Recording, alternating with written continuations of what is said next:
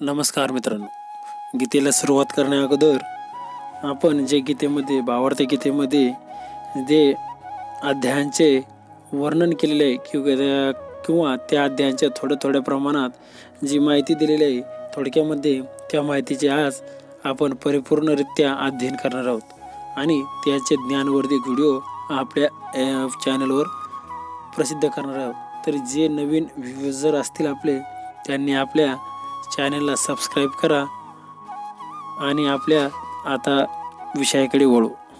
तर भगवंतांनी जे ज्ञान सांगितले ते ज्ञान अभ्यासकांनी आपल्या ग्रंथामध्ये नमूद करत असताना थोड्या प्रमाणात शॉर्ट नोट्स दिल्यासारखं त्यांनी नोंद दिलेली आहे.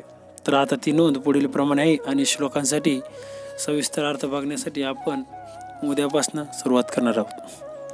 तर या कलियुगामध्ये जे वास्तविक बुद्धिमान लोक आहेत ते पादस्पर्शांसहित आवरित होणाऱ्या भगवंताचे संकीर्तन यज्ञ करून पूजन करीत राहतील, असे 3रा अध्याय आणि 10व्या श्लोकामध्ये भगवंतांनी सांगितलेले आहे.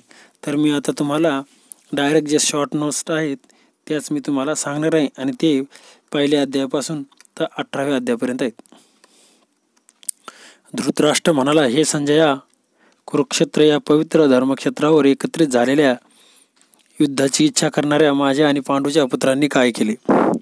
ज्याप्रमाणे मनुष्य जुन्या वस्त्रांचा त्याग करून नवीन वस्त्र धारण करतो, त्याचप्रमाणे आत्माही जुन्या आणि निरुपयोगी शरीराचा त्याग करून नवीन भौतिक शरीर धारण करतो.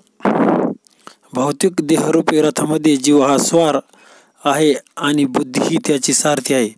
मने लगाम आहेत आणि इंद्रिय घोडे आहेत.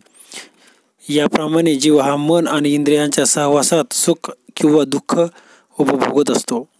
जगातील समस्त भौतिक क्रिया भौतिक प्रकृतींच्या 3 गुणांच्या अधिपत्याखाली घडून येतात. जरी प्रकृतीचे हे 3 गुण भगवंताकडूनच आले आहे, तरी परम भगवान श्रीकृष्ण त्यांच्या नियंत्रणाखाली नाहीत.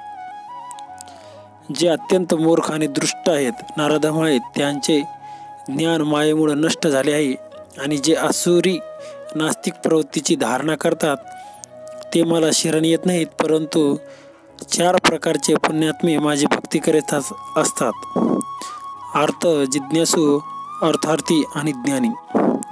ज्या योगीजनांनी योगाभ्यासात प्रगती केली आहे ते देहत्याग करण्याकरिता इष्ट स्थळ आणि काळाची व्यवस्था करू शकतात, परंतु या गोष्टी इतरांच्या स्वाधीन नसतात. गुन्हेगारांना शिक्षा देणारे अनेक जीव आहेत व यमराज त्यांचे प्रमुख आहेत. या पृथ्वीजवळच्या एका ग्रहावर यमराज स्थित आहे. जे खूप पापी आहेत त्यांना मृत्यूनंतर तेथे नेले जाते व त्यांच्यासाठी यमराजांनी अनेक प्रकारच्या शिक्षा देण्याची व्यवस्था केलेली आहे. मी सर्व आध्यात्मिक व भौतिक जगाचा स्रोत आहे. सर्व काही माझ्यापासून निघते व जे बुद्धिमान लोक आहेत ते परिपूर्णरित्या जाणतात. ते माझ्या भक्तिमय सेवेत रममान होतात आणि पूर्णपणे हृदयतेने माझी आराधना करतात. विश्वरूप पाहिल्यावर अर्जुन भ्रमित आणि आश्चर्यचकित झाला आणि म्हणाला, हे विश्वेश्वरा, हे विश्वस्वरूपा, तुमच्या देहामध्ये मी अमर्यादित आणि सर्वत्र पसरलेल्या असंख्य भुजा, मुख आणि नेत्रांना पाहतो आहे आणि तुमच्यामध्ये मला आदी, मध्य आणि अंत काहीच दिसत नाही.